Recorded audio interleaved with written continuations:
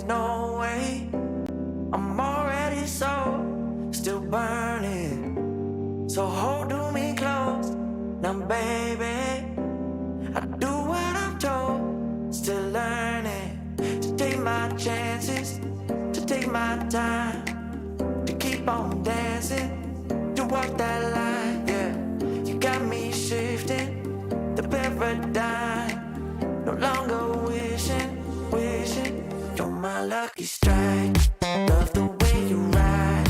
Look into my eyes, say you're ready to go. $1 million life, yeah. We could roll the dice. Act like you're surprised, but you already know.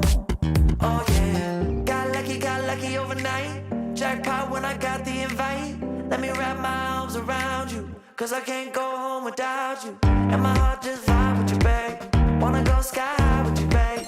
Gotta bring you close to tell you that you're my lucky strike. And I got to tell you, if you didn't know, then I got to tell you that you're my lucky strike. And I got to tell you, if you didn't know, then I got to tell you that you're my lucky strike. Cooler than cold, I'm all in. So load up the dice, so heavy. The way that you roll, I'm falling. So I never fall. I'm ready to take my chances, to take my time, to keep on dancing, to walk that line, yeah. You got me shifting the paradigm, no longer wishing. You're my lucky strike, yeah. Love the way you ride. Look into my eyes, say you're ready to go. $1 million life, yeah. We could roll the dice, yeah. Act like you surprised, but you already know. You're my lucky strike, and I got to tell you, if you didn't know, then I got to tell you that you're my lucky strike. And I got to tell you, if you didn't know, then I got to tell you that you're my lucky strike.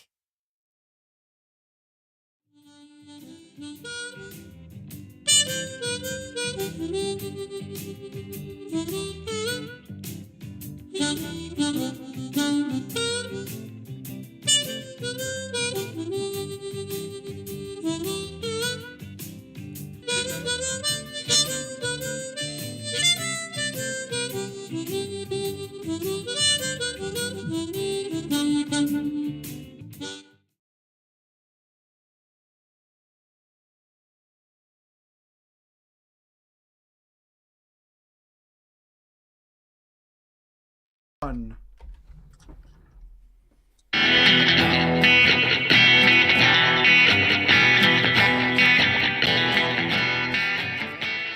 All right. Well, there you have it, folks. It is time for another episode of the RecPoker podcast. You know you're in for a treat when you hear that tune. And some other folks might know that they're in for a treat because they've been hanging out on the YouTube channel. This is our first. Well, we're going to do this every week. We're every week from now on, 7:30 Eastern, 6:30 Central, 4:30 Pacific. You can find yourself over at the YouTube channel for the RecPoker community. Go check it out. We're going to be doing our chats editions of the podcast live every week. So not only members, but community members and guests and visitors and friends can come and in real time talk with guests that we have on the show every week. So like I said, I'm your host, Jim Reed, Bluff Sterini in the home game. I got to thank our sponsors, Running Aces Hotel, Racetrack, and Casino, and of course, website AMP for everything that they do to help us make this show possible and everything else that we do behind the scenes. And if you don't know what all that stuff's about, RecPoker is a community of serious, fun-loving, amateur, recreational poker lovers. We play, we learn, we have fun, we get better together, we study together, we leverage our ability to study as a group, we get discounts on things with other poker clubs and training sites. It's a great place to come for free and get better at poker, play poker with friends, and share your love. So, like I said, actually, a couple people I have to thank right off the bat. some premium members, and we really get a lot of help from our premium members here each and every month. All it costs is $15, and if you use the code RecPoker, you get your first month for only $5.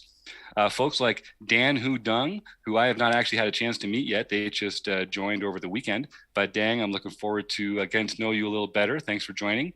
And Michael Pinciero, the one and only Les Paul 99. You know him in the home games.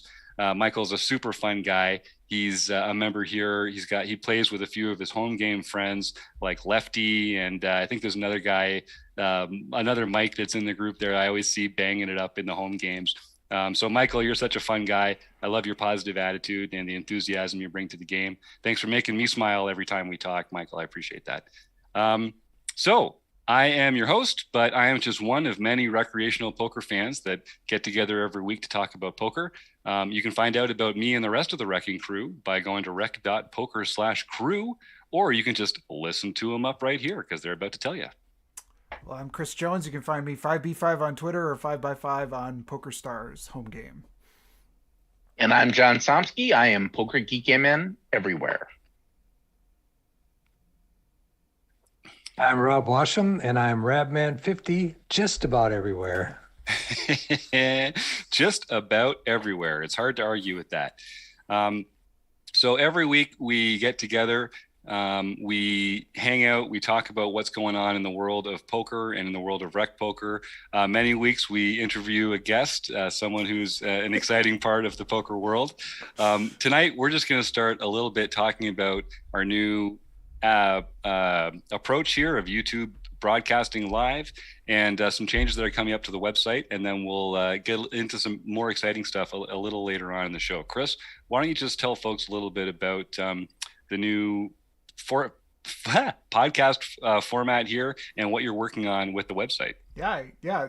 Thanks, Jim. Yeah, we were thinking we'd have a guest tonight, but it might just be us flying solo. So we're going to talk a little bit of rec poker stuff and a few other and get into the home games. But so we're going to try out this live episodes on YouTube. It seems like a really nice way to give people a chance to interact with the guests. We'll be monitoring the chat. If you have questions for them or us as they come up, let us know. It seemed like a really good way to get people involved, spread the word, and then these will be sort of out there and available. But then we're still going to release these audio to our regular podcast stream. So if you're more of an audio listener and you somehow stumbled your way here and you're like, well, actually, I don't want to do that. Don't worry. It's going to be available where you get your podcasts just like you regularly have been.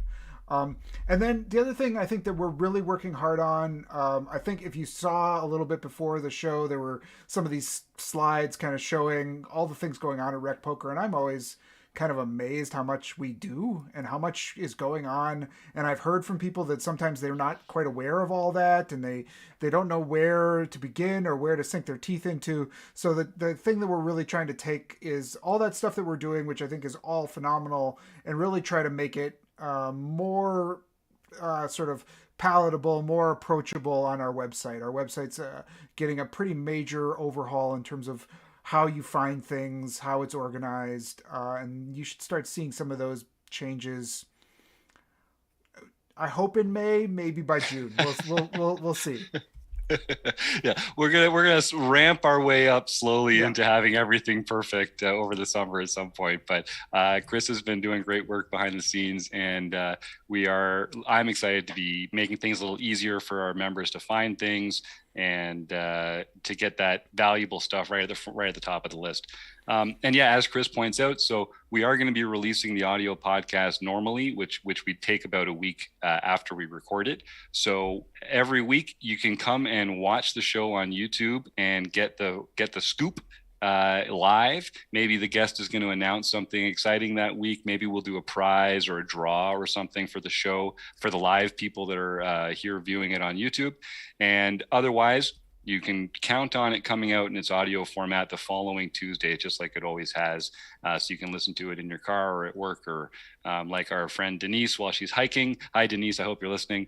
And everyone else. And if there are other ways you'd like to take in the podcast, just email me, jim@rec.poker, and let me know ways that we can kind of make this easier for you, make this more fun for you. and stuff like that. John, Yeah, do you want to chip in?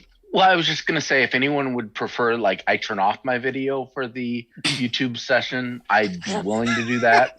So if that would make it a more enjoyable experience for you, just let me know. Let us know.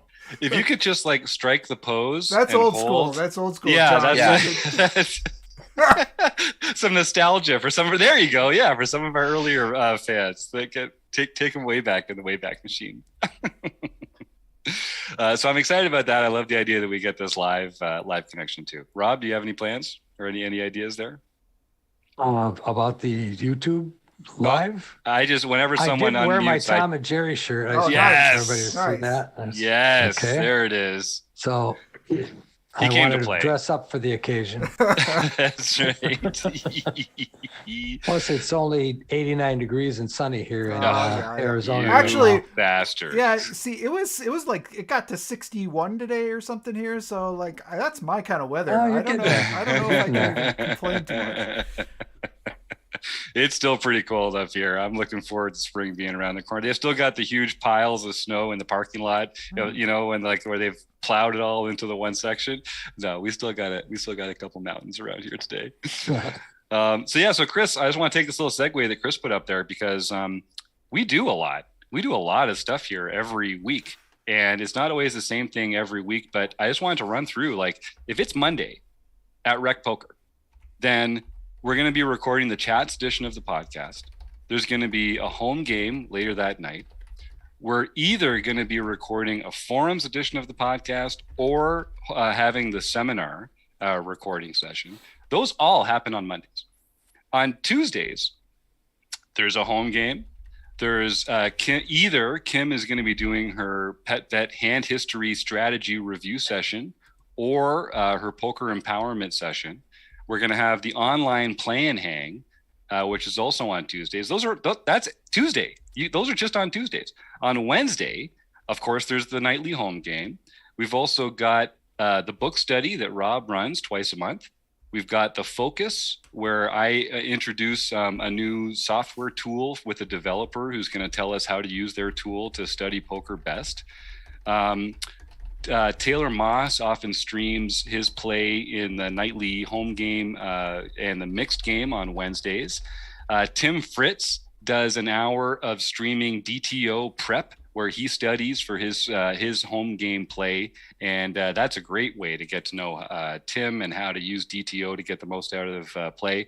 On Wednesday nights, I'm not even done on Wednesday nights yet. We also have our community Q&A with our home game Q&A, where every month Jake from Unshuffled comes and demonstrates how to play the next month's mixed game. And so that's free for all community members. That's not just for premium members to play. We also have our online review and hang on Wednesdays, where we review the play from the previous month's final table. And if you're a member, if you're a community member, you're not a premium member, but you made it to the final table of the Tournament of Champions, then you're invited to come and join this premium session and review the play from the final table of the Tournament Champions. We go hand by hand, street by street, and we review each other's play and we try and get better. We talk a lot about sizing and ranges and player tendencies and that kind of thing. And I think we're also I'm going to break this on the air. I think we're also just going to give everyone who makes the final table of the Tournament of Champions, you're going to get a free month of premium membership at rec.poker. So if I'm going to notify all the members that get their way into the Aura, the online review and hang anyway. And if you're not already a premium member, then we're just going to comp you that month so you can come and join and be rewarded for making it to the final table of the Tournament of Champions. Holy cow, a lot goes into that. So that's not for nothing. Anyway, so those are Wednesdays. Thursdays, not only do we have Keith Brandt's Monkey System off-table tools study group, which happens once a month. Taylor Moss streams every single night, every single Thursday. He streams on twitch.tv/RecPoker his play in the home game. And we love it when people go. It's another way to join for free. Go over to twitch.tv/RecPoker and subscribe there and follow Taylor's fun. He talks about his decision making as he plays. It's a great way to get inside the head of a very savvy, thoughtful, serious recreational poker player. Taylor's the man. And of course, on Thursdays, we also have Eric Jin's Play, Explain, and Learn format, where we're doing it in a kind of a different way right now, as we work out some of the details with Poker Now and their streaming service. But essentially, it's a way to play in a deep stacked cash game, simulated, obviously just for play money. And people take turns talking about their decision making, and then Eric puts this video together afterwards, and it's a great opportunity for people to get some feedback on their game. That's every Thursday. Fridays, I'm sorry, guys. I'm sorry I'm taking so long. It just takes a long time to list all the things we do here at RecPoker. Fridays a slow day. There's just the home game. There's just one activity on Fridays. Like, why even get out of bed if you can only do one thing at RecPoker on Friday? But you can come play in the Play Money home game for free. Not like Saturdays, because Saturdays we got a lot going on. There's the morning home game for some of our international players that starts at 8 Central. There's the afternoon home game, which starts at 2. Again, this is just so that players in different time zones find it easier to join from time to time. We've got the nightly home game at 8 Central, and the practice mixed game, because every month we do a new mixed game for a Player of the Year race. And it might be a little challenging for people if that's their first time playing it. So for the whole previous month, every Saturday night, we do a practice round. And that's a great way to get involved with that. And of course, we also have the unshuffled mixed game Q&A on that Wednesday night beforehand with Jake. So if you like mixed games, we're going to be doing a lot more of that in 2022. But don't let me forget the Saturday study groups, because almost every Saturday, there's a chance at 1 Eastern, noon Central, to get together with me or Gareth James or someone from Learn Pro Poker. We do a different study group every week, with different material. I like to work with Poker Tracker 4. So I take databases or hand reviews from members at RecPoker, and we use Poker Tracker 4 to look in and see what kind of leaks we can find in those players. MTT Poker Academy with Gareth James is on the 3rd Saturday of every month. And we just talk about whatever the monthly theme is that Chris has put together here. And we're going to talk about that a little bit too. Gareth's overseas, so we meet on Saturday afternoons instead of in our usual evening slot. And he is the man. Like, he knows a lot. He has experience as a honest to God educator. So his sessions are fantastic. And we share a lot of his videos and stuff here at RecPoker as well. And then, of course, there's the Learn Pro Poker study group on the 4th Saturday of every month, which is all based around an hour-long premium training video that Ryan LaPlante makes available for RecPoker members. Because all these great training sites, Learn Pro Poker, MTT Poker Academy, Solve for Why, PokerCoaching.com, Red Chip, I'm missing a bunch. All the great training sites in the world know how important it is for recreational players to learn more about poker and to feel confident at the table and to win more. So they let us use all these privileged premium training material from their sites that you as a RecPoker member can come and join. And for your $15 a month with us, you get access to these little snippets of some of this amazing learning material. So that's Saturdays. And then on Sundays, of course, a lot of people like to play big tournament schedules. That's why Tim Fritz has his Sunday morning DTO warm-up, where he streams for an hour, again, going through DTO, which is a training resource that he's a huge fan of, and I see more and more today people using. It's a great way to sort of prepare yourself for the grind ahead. And then on Sunday night, we have the Learn Pro Poker home game, which is just like our other nightly home games, except the winner every Sunday gets a free month at Learn Pro Poker.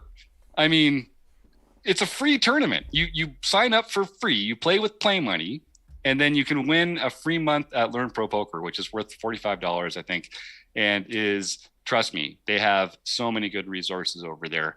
You can spend a month just watching videos back to back, and I'm not sure you get all the way through it. But so that's what we do here Monday through Sunday. It's a lot.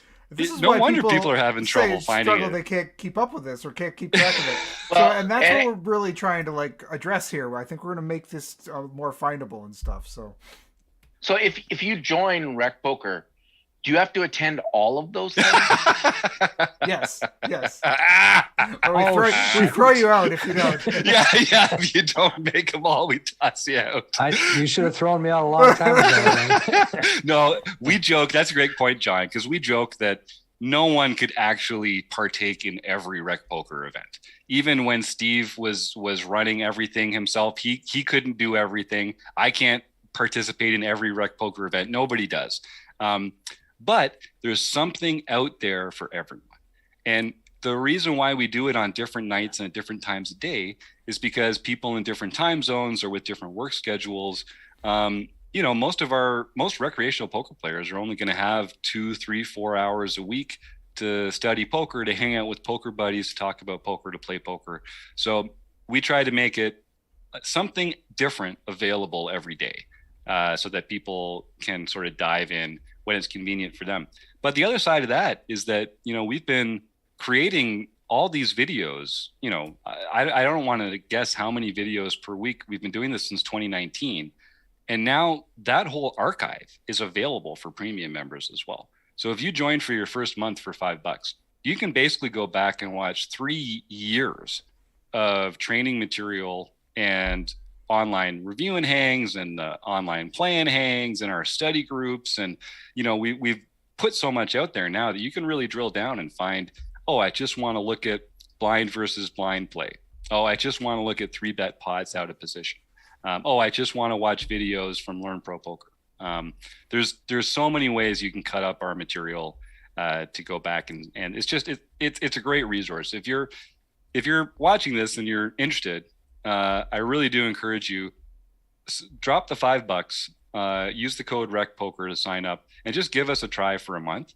And if it's not for the strategy material, I think it's just for the chance, 6 days a week, you have an opportunity to just click on your computer, open up a Zoom window, and find yourself face to face with a bunch of other friendly recreational poker fans. And I assume there's no way to interact with the RecPoker community without paying that $5. Do you have to be a paid member to do anything? John, you just know all the right questions to ask. Why no, you don't. There are so many fantastic ways that you can interact with RecPoker without even spending that $5. So let's just think about it. There's the YouTube channel where we do a lot of free videos on YouTube. I think right now there's, I don't do anything live, so I don't want to guess how many videos there are there, but there's a lot of videos. Those are all free. The Discord channel is fantastic. We have a lot of active members on Discord. That's great for real-time railing and like instant messaging and chatting in real time. That's super for that. Obviously, we put a lot of stuff out in our own forums. If you're a community member at rec.poker, all it takes is an email address and a smile. I do encourage you to go sign up because you get to join the social groups, the study groups. Being a member of the community means that you're playing in the home games for free. The chat box in the home games is a lot of fun too. There's a lot of fun players in there encouraging each other and having a good time. But the forums are phenomenal. We've gotten them sophisticated enough with the forums that you can upload videos and outputs from a poker tracker, and you can link to different ways to demonstrate your hands and to replay your hands and stuff. So we get a lot of pretty deep conversations in the strategy forums, and that's why we take that out on the podcast every week. And the podcast is, of course, another great way to get involved for free. We also do our road trips. So if we're coming to a casino near you, it's a great chance to just come and hang out and have a good time. And of course, on social media, we do a lot of stuff on. Chad McVean is the guy to talk to, really, when it comes to anything to do with RecPoker on Twitter or Facebook. There's lots of fun ways to engage there. What am I missing, gang? Well, the only thing I'm also really excited about as we kind of transition all this content to is this idea. You mentioned it, like, I just want to learn about blind versus blind, or I just want to learn about 3-bet pots, or I just want to learn about, if there's an area of your game that you're really wanting to focus on, that is what we're really shifting our kind of guidance and focus for what we're calling now, instead of this seminar, we're calling this the RecPoker Deep Dive. And we're going to spend a month as a community talking about a strategy topic. So we'll be talking about defending the big blind in unraised pots. We'll be talking about defending out of position in 3-bet pots. We'll be talking about how do you play against limpers? How do you, all these kinds of things that come up and people have questions about. That's what we're going to start to do month by month. We're going to have topics and conversations so that we can all share in that. We can ask Gareth James about it. We can ask Darrow Kearney about it. We can ask about all these people that are plugged in to our world to really talk about that one topic for the month. And I think that's going to be great. And we're going to really start that fully in earnest. We, kind of shifting over with that website transition. So look for that coming likely in June. Mm-hmm. And I've seen Chris putting some of this stuff together, and I am really impressed. I can't wait to see how our members take to this. And once we get into a rhythm of putting this stuff out there, I think it's really, I'm excited. I'm excited for what the future holds. And I want to share this excitement with some new folks. So I guess the other thing I'll say before I get off this soapbox, if you are thinking about it, I would choose April or May to become a premium member, because if you are an active premium member on June 1st, I'm going to draw out of everyone's name. I'm going to draw one of all our premium members that are active on June 1st. And that person is going to win the chance to get themselves down to Las Vegas and play as my partner in event number 55 in the tag team WSOP bracelet event. I know Chris loves event number 55. That's got him written all over it. So yeah, if you're an active member on June 1st, we're going to do a raffle. I desperately want to play in the tag team event, but I don't have any friends and no one will play with me. So we're going to find one premium member and we're going to put up their buy-in. So all you have to do is get yourself down to the Bali's. I almost said the Rio, but that's not right anymore. On June 26th, and we'll register and win a bracelet for RecPoker. Yeah, let's get a RecPoker bracelet. That would be amazing. Oh my God, no kidding, right? I think might be called the horseshoe by then, but yeah, right. Oh yeah, yeah, well right. Yeah, of course it will. It will be. Good point, Rob. Rob's our local agent with his boots on the ground, right across the border, waiting to jump in and cause some trouble. So I'm pretty excited. I feel like the next few months are going to be really fun.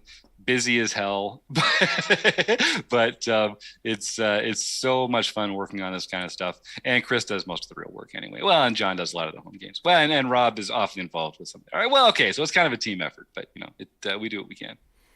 So we have some pretty interesting Wrecking Crew members, don't we? Oh, you said it, Rob. I think some of those names people might be familiar with. Yeah, I think people are catching on a bit that the Wrecking Crew is the place to be. So why don't I take one for blah blah blah. Excuse me. I get so excited. I just get so excited about this kind of stuff. So Darrow Kearney, who you heard Chris referencing earlier, is a member of the Wrecking Crew. He contributes every month to our deep dive session that Chris is putting together there. And he's such an asset. I mean, he's a published author. He's such a fun person to talk to about poker, obviously very well credentialed by his own success in the poker world. And I think he just likes supporting, he'd say, recreational players, the lifeblood of the industry. And so, I know he just likes being a part of the team and spreading his light around RecPoker Nation. Gareth James, another member of the Wrecking Crew, just like Rob and John and Chris and myself, we all believe in this mission of bringing our love of poker to recreational poker players. Kevin Mathers, Kev Math, you know him from Twitter. He's a member of the Wrecking Crew. And so it's, I think people are understanding that it's a place to come and share your love of poker with recreational players. And it's exciting for me to see these big hitters come and take their seats alongside the likes of me and Taylor Moss and Woody Adams and John Somsky. Like it's pretty cool. It's pretty cool seeing it all come together. It just goes to show, like, it's a great group. People like talking poker with fun people. Who knew? Right. So Rob, you're working on the final chapters of this iteration of the book study, right? Yes, we're currently talking about we're doing strategies for beating small stakes tournaments, and we've done 2 sessions. And we have one more session, which I think The actual audio podcast comes out the day before the next session. And basically it's beating small stakes poker tournaments, or strategies for beating small stakes poker tournaments. And it's really kind of interesting because it doesn't get into a lot of theory, GTO, hand reading, that sort of thing. It's reading your opponents. It's really more about how do you play against the certain player types that you find at small stakes tournaments. And so there's three basic types. There's those who play too many hands, those who play too few hands, and those who play the correct number of hands in an intelligent manner. Ooh, watch out for them. Yeah. And then you break that down even further. So you have those who play too many hands too passively, and those who play too many hands too aggressively. Then you have those who play too few hands too passively, and those who play too few hands too aggressively. And for each of those player types, there's a different strategy of how to play against them to maximize your results. And so it's really, it's really basic information, and there's nothing really, earth-shattering about it. It's something that everybody would normally come up with if they gave it any thought.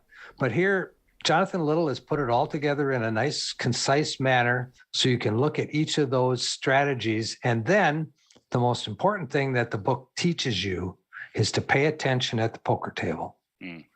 Pay attention to what your opponents are doing. Look at aberrations, I guess I would call them, where somebody is playing, you see somebody and he's in every hand. Well, he's playing too many hands, because there's no way you can be, a winning player and play, 90% of the hands. You can't V-pick 90 and be a winning player. So, you look for those types of things, and you always pay attention, even if you're not in the hand, because you want to be able to see what they're doing and then hopefully see a showdown to see what kind of hands they're doing it with. So it's like I say, it's not real heavy GTO strategy or anything like that. It's just basically paying attention at your local casino when you're playing in those small stakes tournaments.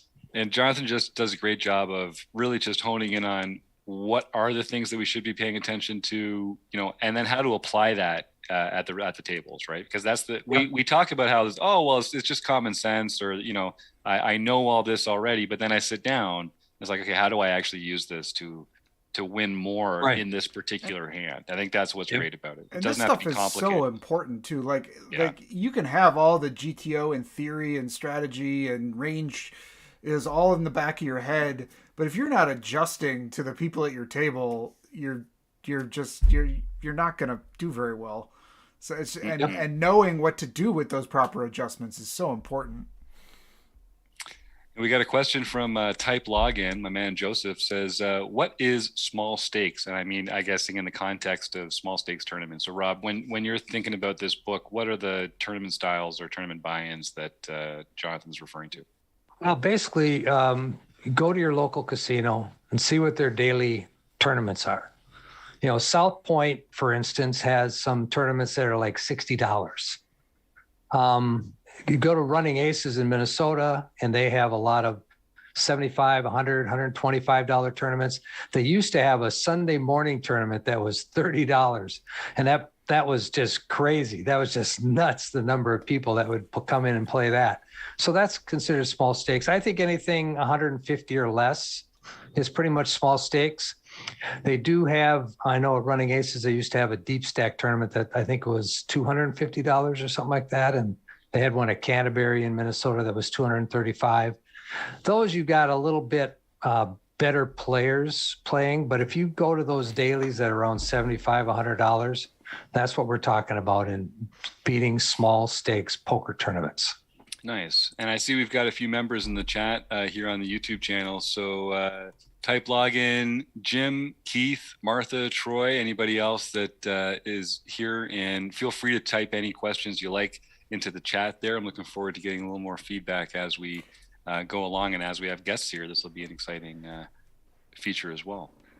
And I'm seeing some of the chat here saying, Troy, one of our members is saying, watching YouTube or playing on Facebook is not a winning strategy. And then Keith Brandt, Monkey System, chimes in and says, I once saw someone in a daily at the Aria playing Civilization 6 on his tablet while playing in the tournament. That seems challenging because that game like requires a lot of attention where you're like moving armies and pieces and building cathedrals and I don't know what else. And that seems like, yeah, that would be tough. Yeah, I have enough trouble playing like a cash game on one screen and a tournament on the other screen, let alone a different game entirely. Yeah, I think you see a lot of players even at the small stakes that they're not paying attention to what's going on at the table. They've got their phone in front of their face, or they're watching the football game or the hockey game or the golf tournament on TVs because they love putting big TVs all over your poker rooms, right? and you love watching people do that because if you're paying attention and they're not, you're gaining a lot of information that they're not paying attention to. So was it you, Rob, that said that you that like to go play when there's like a sporting event that you don't care about going on or something? Like, oh yeah, if like the Stanley Cup's on and you don't care about hockey. Oh yeah, like that's the best time to I'm go. I'm not a hockey guy. Yeah, that's a perfect time to go. I love that. Well, everyone else is paying attention, right? So Rob, I just got a question here. How do we get a copy of the book? Type login. Joseph would like to buy one. And I've got good news for him because I think it's free if you go to pokercoaching.com. I'm going to let our man, Chris Wallace, in here. And then while that's happening, Rob, why don't you tell folks how they can get a copy of that book? Yeah, you can go to pokercoaching.com and you can actually sign up and get a free membership, just like you can at RecPoker. You can sign up for pokercoaching.com and get a free membership. And there's a lot of free stuff that they have available for you. And if you go to their tools, on their side menu, you go to tools, there's this place for his books, and Strategies for Beating Small Stakes Poker Tournaments is free. It's a free download. So nice. No payment necessary. Can't beat that. No. So speaking of things you can't beat, it's happening, folks. We've got Chris Fox Wallace in the room. Chris, you're joining us on our first live YouTube broadcast of the show. So great. The one that I missed part of is the first live one on YouTube. I somehow when the invite came through, something happened that it put it in my calendar at 7:00, which is 7:00 your time. Whoa! So what a bummer. Actually, I would have missed the whole thing if Troy Chapman, who's one of my students, yes, Troy's the RecPoker guy, like popped up on Facebook and said, "Hey, where are you?" And I was like, "What? We don't have a lesson tonight." And he said, "No, the RecPoker podcast is happening right now." And then I realized it just makes sense that you guys wouldn't be broadcasting at 7 my time and be going on at 10:00. But my phone calendar runs my life. And if my phone tells me to do a thing, I do it. And if it doesn't, I don't. Because before smart cell phones, it was so hard for me to like make appointments and remember to do things. Oh yeah. No lie. I literally print this off every week. It's just because I have the same problem. I have to just like have a plan and follow it. And that's the only way I have any chance of ever getting anything done. So I apologize. That was, I hate being late. I never do that. Oh, well, I mean, listen, you're with the right crowd. We don't do anything on time or hit any audio cues ever, or, is this the right group to be getting into for a casual chat about poker? So we've covered a bit about sort of what's going on in Rec Poker Land, but now that we've got you here, we got to start at the very top of the urgent question, which is, holy cow, man, that beard looks great. How long have you been rocking that? And what was your inspiration? Because I've only seen you clean shaven in person. It's got to go soon. It's kind of driving me nuts, but oh yeah. This is the longest it's ever been for sure. It's always kind of bugged me after like a week. But my wife really liked it, so I kept it going. And then a ton of people said it looks good, so then I just kept it going. But it's pissing me off. So I think I'm gonna have to just get a beard trimmer and like keep it at a reasonable length so it doesn't get out of control. Now that is still way better than shaving routinely, though, for what it's worth. I actually really like shaving. I use a like a really old school double-edged safety razor, and it just becomes like a ritual thing for me. And I really enjoyed it. But apparently, I'm not going to be doing that much anymore. Oh, you got it. Happy wife, happy life, right? That's right. And I used to wonder what the deal was with when it was gray right here, like if people were dyeing part of it or what was going on. But no, it just grows in that way. Yeah, you've got the real like natural handlebars there. I just look like Wolfman Fox now. I love it. Well, now that we've established your new nickname forever. So there's a bunch of stuff we want to talk to you about. Is there anything at the top of your own list that you're just really excited about these days? I mean, we can take it anywhere you like. I've got a few questions lined up, but what are you passionate about? What's going on with you? I am writing. I've been wanting to be a writer instead of a poker player for a long time now. When I first started playing, my co-author, my first book, Adam Stemple, he was a writer and a poker player. He was a working musician at the time, which is how I met him. But I needed something to do because I'd lost my career as a guitar builder due to allergies to exotic hardwoods, and so I was trying to figure out what to do, and it was between writing and poker. Those were the two things that I was passionate about, that I really cared about, and the poker players that I knew were making a lot more money than the writers. So I went with poker, and it was a fun, passionate thing to do and study really hard. But over the years, I kind of, lost the glitz and glamour of playing poker for a living kind of faded. It's a wonderful game, and it's a wonderful side hustle. It's not a great thing to do for your whole living. Mm-hmm. And, so I started writing more and more, and now that's working. So now I'm writing, what's this, for Cards Chat, like sort of on a part-time basis, designing a really cool thing for them for the World Series right now. It'll be a very cool app that'll be coming out in about a month, and doing a bunch of writing for them, and also working on a bunch of publishing projects. I just have books everywhere that I've like helped people publish, or that various, I'm have kind of become an expert in doing my own self-publishing on the Amazon algorithm and all the self-publishing stuff. And so people started coming to me to publish their work. So I've got which book is this? This one just came. It was a book I published for a CEO of like a serverware company. I've done a ton of these kinds of projects publishing for other people. And then I've got multiple fiction projects of my own. I have the hardest thing I've ever done is this is the Great American Novel. It's my Great White Whale. So it's a very like Steinbeck, Hemingway, Cormac McCarthy kind of thing. And what I hold in my hand is the first time I've printed it, draft number 5, and it's not even close to done. Wow. That's a great feeling, though, that printed copy, right? Like that feels like a benchmark. Yeah, holding it in my hand is nice. And so I hesitate to ask, how long have you been working on that? Because I know those can be something that, takes half a life. Yeah, I mean, I had the idea for it and kind of wrote the first like 10,000 words about 20 years ago.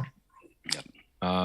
Then I wrote the first draft over maybe 3-month period, a few hours a day, going to the Starbucks down the street from my house when I used to live close to the Strip, maybe 4 or 5 years ago.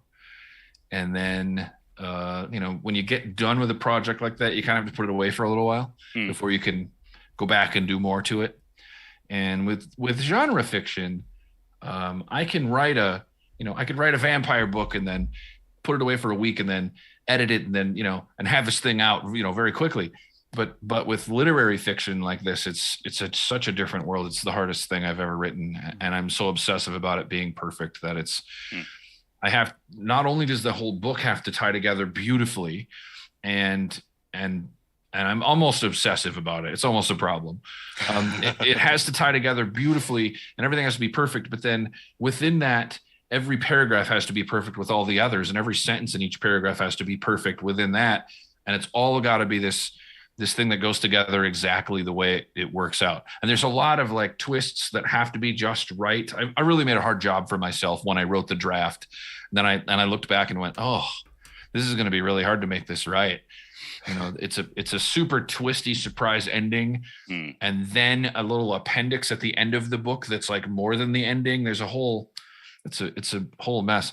And I want the language to be, you know, Hemingway, McCarthy quality, and that is just a ton of work. So that's been the hard project. But I've also got a number of other fiction projects that'll be, I don't know, hopefully by Christmas I'll have a couple of those written. And I'm writing a mixed game book with a couple of other world champions, a horse book. Really? We're just talking about mixed games, making them more of a focus in 2022 around here. So maybe that'll be something we can look at in our book study or between otherwise. The three of us, we have $27 million in tournament winnings and 10 mixed game bracelets. And not bad. It'll be basically a beginner's guide to horse. So it's the horse games and an intro to how these games really work. Right. I just finished working on the Omaha starting hand selection page. Like that's what I did most of the day today. I had one student, and then I worked on the Omaha, and so I was breaking down the components of a hand, because you can't really teach people how to play Omaha the way you can with Hold'em, where you just say play these hands in this position, because there's too many hands. Right. So I just talked about, you know, ace deuce has a lot of value. Ace three has some value. Other low cards have some value. A suited ace has a lot of value. Some other suited cards have a little value.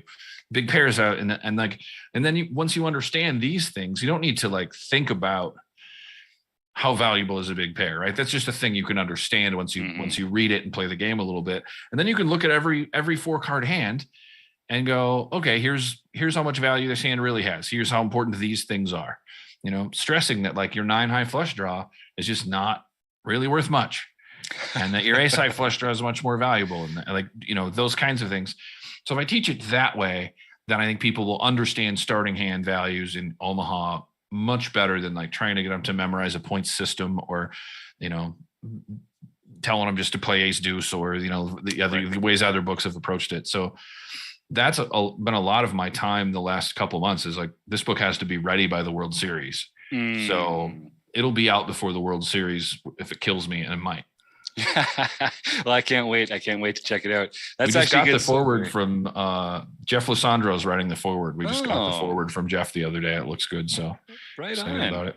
Well, it's going to be exciting to see it when it's all done. It's amazing how quickly they can turn those around now, through production. Oh, we're self-publishing it. Yeah. We turned down offers from the two bigger poker publishers. They just don't pay much, and they don't do much promotion for you. Right. You know, it's hard to make much money with a poker book these days unless you publish it yourself and know what you're doing. Mm-hmm. So, and you have a huge edge now in that field. Yeah. I mean, my book outsold a lot of the traditionally published books written by people a lot more famous than I am. I was actually number 2 on the poker list for a while, and would have been number 1 on the Amazon bestsellers for poker on Amazon, except that Maria Konakova's book came out at the same time. You know, it's the only book in the last like 3 years that would have outsold my book with the sales I had. But that book just destroyed, like nobody else was even close. That was a New York Times bestseller. Yeah. So, you know, not even coming close to that. But to find out that I outsold, you know, so many of these like really famous people who have these deals with other poker publishers was kind of like, oh, then why would we take this deal with this poker publisher when they're not getting any sales? So yeah, I mean, it'll be up, you know, with print on demand, there's not even any turnaround. You don't even have to order books anymore. So as soon as it's done, 2 days later, it'll be for sale on Amazon, and people will be getting copies. Amazing. Well, we'll make sure to send the link out when the time comes. Let us know. As we'd love to spread the word and get some recreational poker players more involved in horse and all those mixed games. We actually got a question here from the one and only Troy Chapman. I see a bunch of folks typing into the chat here. So Troy says, question for Chris. It's loaded. So now you've been coaching the most rec of players. What do you think is the easiest uplift in performance for recreational players? And so I think, like, just generally speaking, you're coaching with, you know, not beginners, but like intermediate players, recreational players. Are there some common themes that sort of a great number of these students might be well served to study or to work on? You know, the biggest thing for most recreational players wasn't that big a thing for Troy because he's a financial analyst and he was already pointed in this direction. But it's getting people to focus on equity and money. You know, so many players want respect. And like, I throw away respect all the time. I don't want that. I want like, I have people respect me in other things I do in my life. I don't care about poker anymore. And so I was just talking to a student this morning about this when I throw myself under the bus intentionally so often in mixed games or in games where people sort of know me and I don't want them to think that I'm a good player. And it's such a common thing in humanity that almost all poker players that I meet would rather believe that a known player sucks and that they're good. Right. So it's a very easy thing to convince people. I did it this summer at in the 25K horse, the last year at the World Series. So at the first round, Dan Shack was at my table, a bunch of other fairly solid players. And I know these people like know who I am, but they don't really know me because I'm not playing in like the nosebleed stakes that they're playing in live games. And so there were a couple people at the table who actually knew me, but most of them didn't. And so we played a hand where, I called down a little bit light because I know Dan will bet a little light on the end, and it was the right spot for me to do that. And then he actually had a monster. Oh no! And I was all thinking in my head as I called, if he has this monster, I'm going to claim the second monster, and everybody's going to remember because this is a table full of world-class players. It's a 25K. Everybody's going to remember that I can't actually have that. Because the two jacks are dead, were folded pre-flop because we're playing stud. And they're going to realize I couldn't have had that. And they're going to all think I'm a fish, that I'm claiming a hand I didn't have and that I don't even remember the jacks are out there, right? If I set this up, everybody at the table is going to think that I'm just a recreational player who found 25 grand somewhere, right? And that's exactly what I want. I don't care if they disrespect my game for the rest of their lives. In fact, it's great. Right. I just want to pay my mortgage and go travel and take vacations and shit. I don't need to convince people that I'm good at poker. So, and doing little things like that, like when I used to play the mixed game at Canterbury, I would buy in semi-short, playing 40-80, and I buy in for $1,000. And then if I dropped down to $500, I'd keep playing. Whereas most of those guys would buy in for 2,000. If they drop to 1,000, they'd buy 2,000 more. They want this mountain of chips in front of them, so they feel like they're crushing the game, and people think they are. I don't care if anybody thinks I am. In fact, I want them to think I'm not. Yes. And most of those guys at Canterbury, they're playing the biggest game in the room. They're very smart guys. They think they're the best poker player in this state. If that game's running and it's 8-handed, 6 of those guys think they're the best player in the state. Right. And they're perfectly willing to think, especially after the horse win, that the champ sucks. So, I mean, after winning the 10K horse, I'm still able to convince people that I'm just not good at this, and just by not having a lot of chips in front of me and claiming I had a few hands that I didn't, or, calling down that have somebody show me a flush in Omaha, a 9 high flush or a jack high flush, and just be like, oh, the 9 high flush and fold it. When it would have been a terrible spot to have a 9 high flush, like just those kinds of things where I can convince people that I just don't know what I'm doing. Yeah, well, I think what we talk about at any level of poker, what is going to make you more or less profitable is making good assumptions about the people at the table with you. So absolutely, if you can convince people to make bad assumptions about you and your range and what you might do with parts of your range, then that's offense as much as defense. I love that idea. And now that I'm writing more and kind of moving out of playing poker seriously for my whole living, I can talk about it. It's fun. Right. I can talk about it. I've spent 20 years doing this and not telling anybody about it. I love it. Well, here, let me pull another secret out of you then, Chris. So when you sit down at the table and you are yourself making assumptions about people there, as you try and build your own player profiles about them, what are some things that less experienced players do that kind of tips you off that they're less experienced? What are some mannerisms or actions or mechanics that sort of make you think, this player is not a crusher at the table? Sure. I was really bad at this at first. When I transitioned from online poker to live poker, I was really bad at live reads, much worse than the average person, and had to study really to like get an understanding of it. And then in Minnesota, we played with the same people all the time. So I would just remember who all these people played. And then I moved to Vegas, or when I started coming to Vegas to play cash games a lot, and then eventually moved here, I'm playing with different people constantly. The tourists roll through. There's a much bigger group of serious players here. And my memory is not great. Lots of processing power and very little memory in my brain. If I don't take a picture of where I parked, I'll wander around the parking structure all day. I'm just terrible about it. I worked with an academic at the University of Minnesota who did a bunch of brain tests and scans on me and said like, oh, these things, you do really good at these things, and this is terrible. Which is fair. If you were that good at everything, people would complain. Yeah, well, I'd be doing something better than this. And so I have really had to pick up the ability to assess someone the instant they walk up to the table. That's been really helpful for me in playing like the live cash games that I've played for most of my living the last like 6 years in Vegas. Some of it is paying attention and being fascinated by your fellow humans. Right? I have a book on tells written that I don't know if I'll ever get around to publishing or not, but a big part of the beginning of that book is this is too complex a subject to quantify. Right. I have like what everybody is saying on my bookshelf from Joe Navarro, right? His body language book.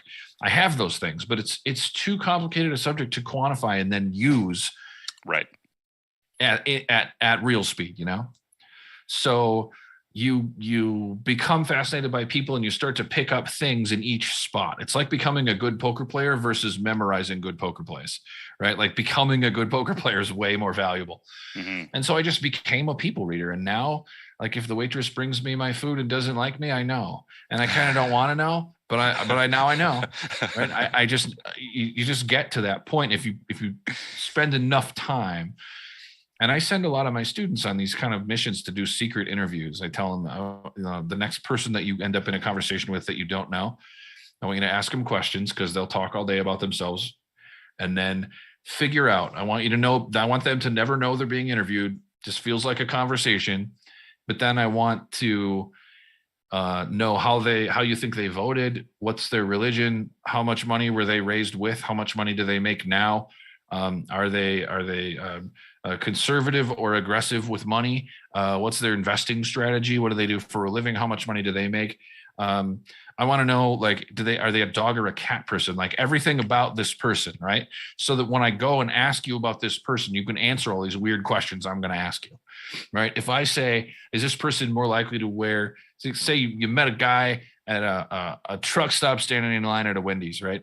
And I'm going to say, was he wearing a hat? And they go, no. And I go, everybody owns a hat. What kind of hat does he have? Yeah. And like some people are going to go, oh, it's a baseball hat. And some people are going to go, it's a Kangol, I think, or it's a bucket hat, or it's like, I want you to know this person and answer those questions for me.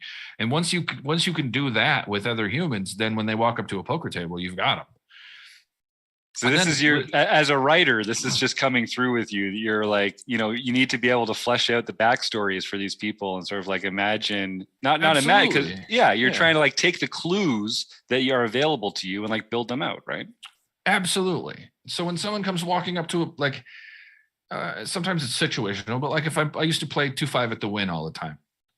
And if somebody comes walking up to the table with a single rack of red chips at the Win, the max buy-in in that game is not $500. It's $1,500. So if they come walking up with a single rack, it's a sign they're probably not a pro.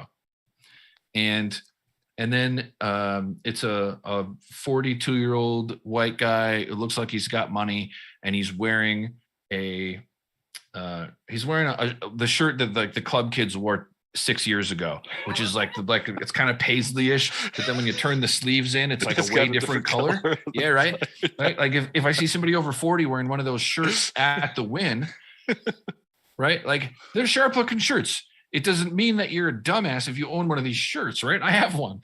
But if you're coming to play poker at the Win wearing one, you're there for the club, the girls, the gambling. You're not there for the poker. You're not a poker pro. Never one time have I seen a poker pro walk up in that shirt, right? If you show up in a hoodie and a backpack, then like I know what's up. In fact, a lot of the pros at the Win didn't like me because I would refer to them as backpacks and like tell the table about them because I don't like that, right? Not only do I not want that good player at my table, but way more important, they're going to show up, put on headphones, pull out their iPad and watch Die Hard, and they're going to play 5 hands an hour. They're going to raise to 6x when they play a hand, and they're not going to talk to anyone. And that's terrible for my game. If you show up and act like that in my game, I'm going to call you out, and I'm going to make life hard for you. And so a lot of them didn't like me, and some of them would even not come to my table because they knew I was going to do that. Perfect. So I would get, and when they show up, I've already made friends with the other 5 recreational players at the table. We're probably having drinks. And I go, oh, another backpack. This is just what we need. And then they would start calling them backpacks, right? And so then the recreational players are folding every time this guy raises, and it's driving him nuts. And he doesn't even know why because he's got headphones on. He finally takes his headphones off and makes a raise. And somebody goes, not calling out at raise from a backpack, and throws it away and then takes another drink of their whiskey. And he goes, what? And then he looks at me like, oh, it was you. Yeah, it was me. Take your headphones off and have a beer, buddy. Let's chat and make this a fun game. Oh, so that's great. I love it. Those kinds of there's all those assumptions that you can make. But my student earlier today is a woman who's in her early 50s.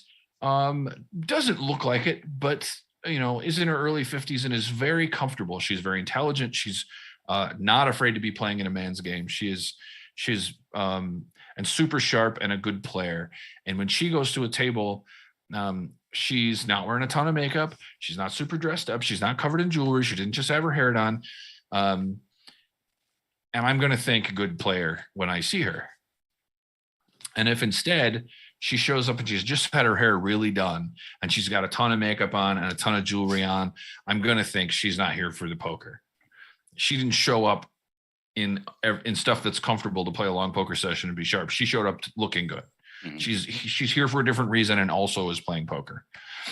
And then some of it is the social stuff, how people behave. Like you can judge a lot by how a person looks, and then you can learn a lot by how they behave. Do they, if they sit down and shuffle 2 8 stacks of chips right away, well, they definitely play. If they can't get their chips out of the rack the right way, or they pull out their money and wave it at the chip runner, right? Put your money down, dude. Calm down. That this person isn't a serious player. So it's just how comfortable does this person look walking up to a poker table, and how did they walk up at a tournament? When somebody gets moved to your table, they will either show up looking at their seat, and if there's board cards or a pot being played, looking at the cards and the board, and they're excited about the poker. And if they walk up instead looking at all the players and assessing each person, that's a bad sign. And if they're assessing each person with shark eyes, they look like they're trying to figure out who to eat first, then they're in trouble.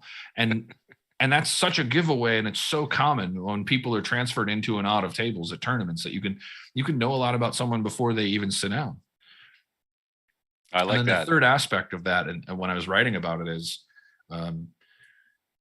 you can learn about how someone plays so much from tiny little things they do. My favorite example is the funeral for your cards. You show a guy the nuts, and he picks up his cards and looks at them, and then looks at the board again, and then looks at your hand, and then sighs twice. And by this time, I want to knock him out of his chair. This drives me nuts. And then he's he knew he was beat 12 seconds ago, and he's and then he taps his cards on the table twice and shakes his head, and agonizingly lets go of his hand. If it takes someone this long to fold a hand when you showed them the nuts, do you think they're going to be able to fold when they don't know what you have yet? We've learned so much about this person's whole personality at the poker table, right? This guy does not like to fold hands. He has trouble believing that he's beat. You can use that to extract value from him in so many spots. And this can happen before you've even played a hand. You've just walked up to the table and haven't even been dealt cards yet. I like that. And then there's like the ace king. I call it the ace king example because it's just always ace king when this happens. But like you're in a cash game and somebody raises, like in a 1-2 cash game and somebody raises to $6 and like a couple people call, and then the small blind calls, and then the big blind. No, it's limps. Let's say it's limps. It's 4 limpers, and the small blind completes, and the big blind raises to $6. When I ask people what they now know about this player, they will usually like start talking about what hand he has. But I'm not talking about what hand he has. What do you know about the human? This person who's done this. And they're like, I don't know. Well, I know that he sucks at poker. Right? And that he sucks at poker in a specific way. Not just that he's not good at poker, but that he's not good at poker in a specific way, in that he's very inexperienced. Because if you play with a guy who's been playing for 20 years, there's a bunch of these guys in Minnesota have been playing for 20 years, playing low limit tournaments. They know a lot about, they'll quote odds at you and stuff. They'll do things like that. And they will never make this mistake, right? This particular mistake is not how they play. If you're bad at poker, been playing 20 years, you don't do this. This could be a very, very smart person who's just playing poker for their first time. But whatever it is, they're very inexperienced, and they're not going to understand a lot of these bet sizing nuances. They're not going to understand relative hand values. They're going to be playing absolute hand values a lot. We've learned all this about them without playing a hand, without seeing a flop. We already know a bunch of things about this player from how they've behaved. So for me, it's about like inferring from little things more and more about the person, right? You're kind of conducting that secret interview all the time that you're playing with someone.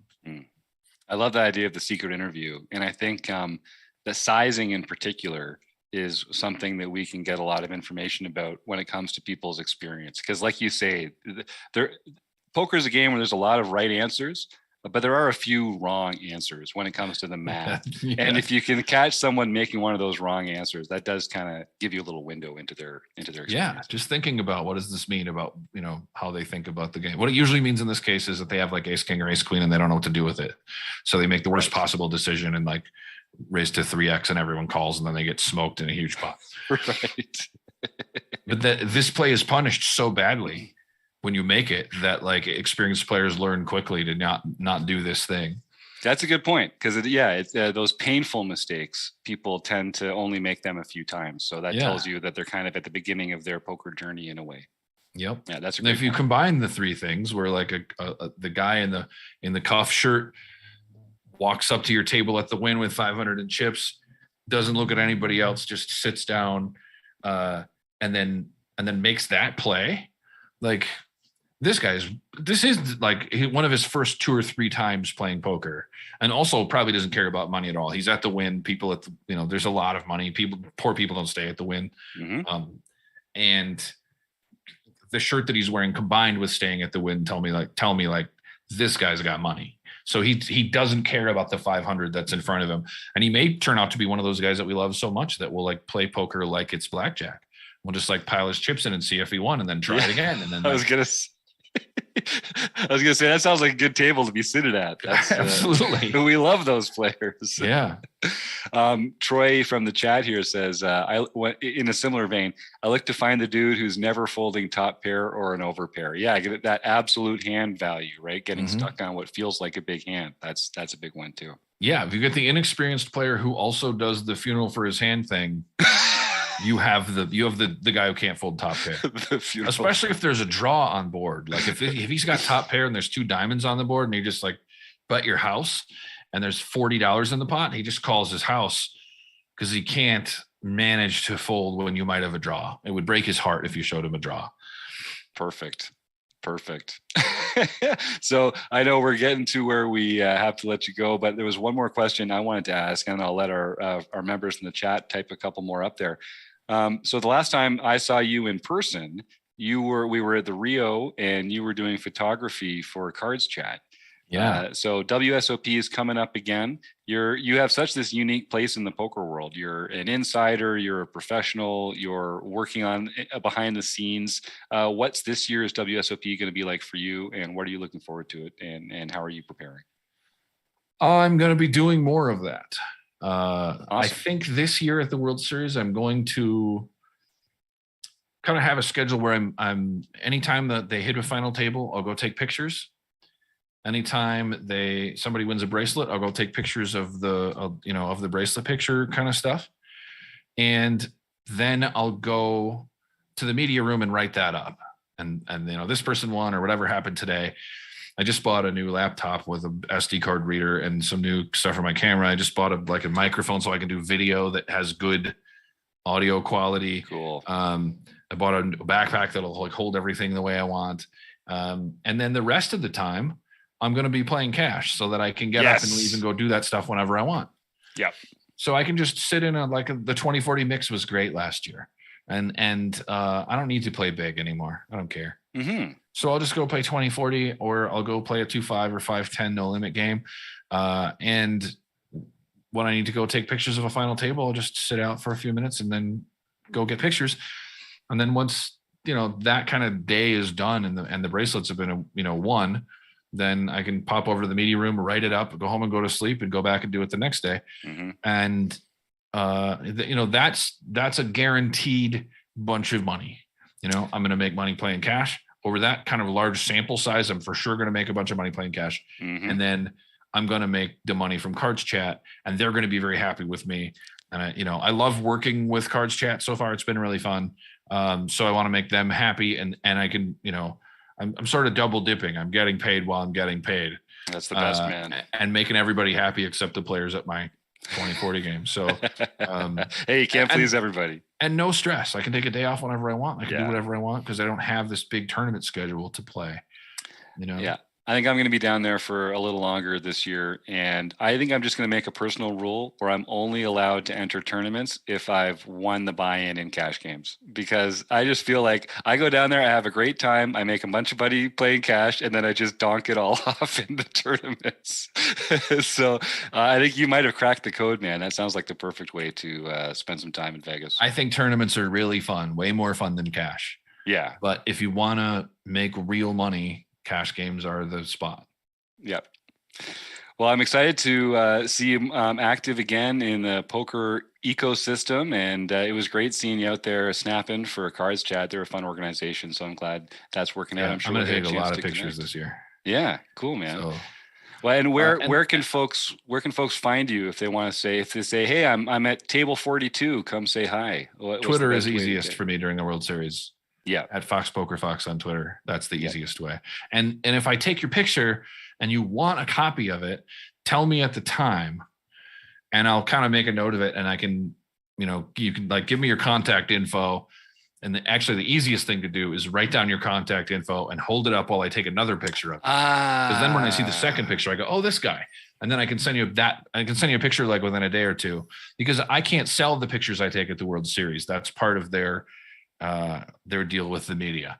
If you get media credentials at the World Series, you can't sell the photos you take there. Interesting. But I can give them to you, and I don't care about selling them anyway. But so I can give them to you, and I know a lot of people who don't have like real pictures of themselves at the World Series, and it's a big deal for some people to be at the World Series. It's a cool, it's if you're a big poker player, your Facebook profile should be a picture I took of you at the World Series. So yeah, just I love that. Let me know where you're at and that you want a picture, and I'm happy to make it happen.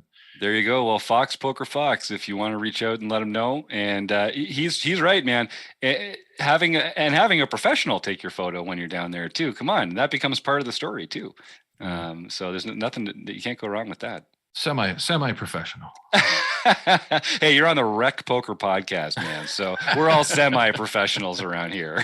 All right. Well, I think we're going to go into our little community session here. John's going to take us through who won the last week of home games, and then we're going to get out of here in a tight 5 minutes because we've got to get off to the Tournament of Champions, which is going to start at the top of the hour. But Chris, is there anything else that you'd like to leave us with before just you go buy my book? That's it. Just buy my book. I think most of the RecPoker people bought it already. It was, you guys were good for sales, so we loved it. And I don't know if it does me any good to tell you guys to buy it. That's right. Well, and we'll put a link in the show notes too if people want to go check that out. And they can go. I think you can also go to rec.poker/resources, and you should be able to see a link to that because we love all the Chris Wallace stuff. The guy helps players get better at poker, so we're all for that. I can't wait for this mixed game book, Chris. I'm really excited. Yeah, me too. I'm really ready for it to be done. Have a great night, y'all. Yeah, thanks. Yeah, Chris, feel free to stick around if you like. Just dive off here. John's going to take us through some home game winners, and then we'll be out of here. So thank you again for your time. We'll catch up again soon. Thanks for having me on. You got it. All right, John is in full Somsky mode. He's muted but prepared. Here he comes. I'm not muted anymore. I knew you had to make a statement. I had plenty of time. Plenty of time. All right. So we had our No Limit Hold'em Championship Series. That is the monthly series on the first Wednesday of the month that has Player of the Year series points. And Poker Cat 36 name Naomi Pazul won her very first No Limit Hold'em series event.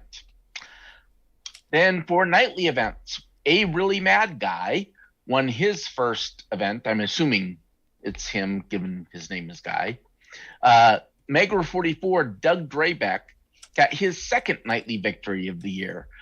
But if you remember the tear he was on a couple years ago, this is his 33rd all-time victory for RecPoker. Coronor, Joshua Campbell, got his first daily victory or nightly victory for the year. Digging 8 Graves, Chris Simonu,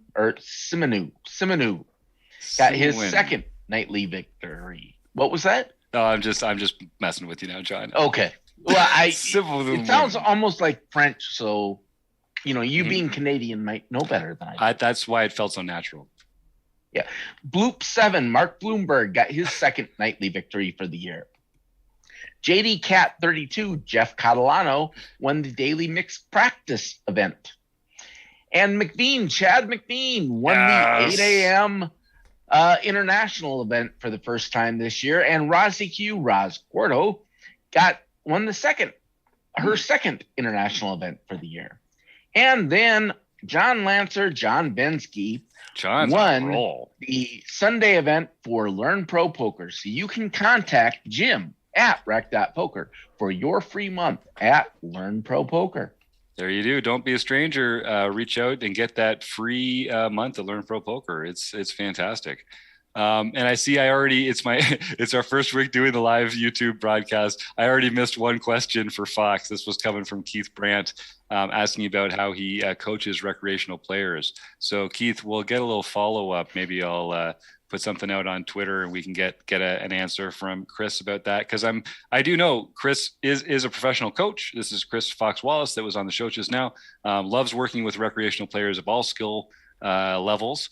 And he knows everything about poker back to front. So if anyone's curious about working with Chris, I would probably say just reach out on Twitter at Fox Poker Fox.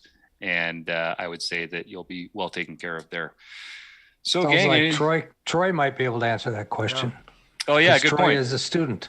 Yeah, so Troy. I think we're going to be seeing a little more of Troy around here, anyways. We'll have plenty of opportunities to pick Troy's brain about things coming up, which I'm excited about as well. All right, well, we got a few minutes before the Tournament of Champions starts. Anything else that we want to get out to Rec Poker Nation, Rob? Twitter poll. Okay. The last 4 books are on a Twitter poll for our next book study after Strategies for Beating Small Stakes Poker.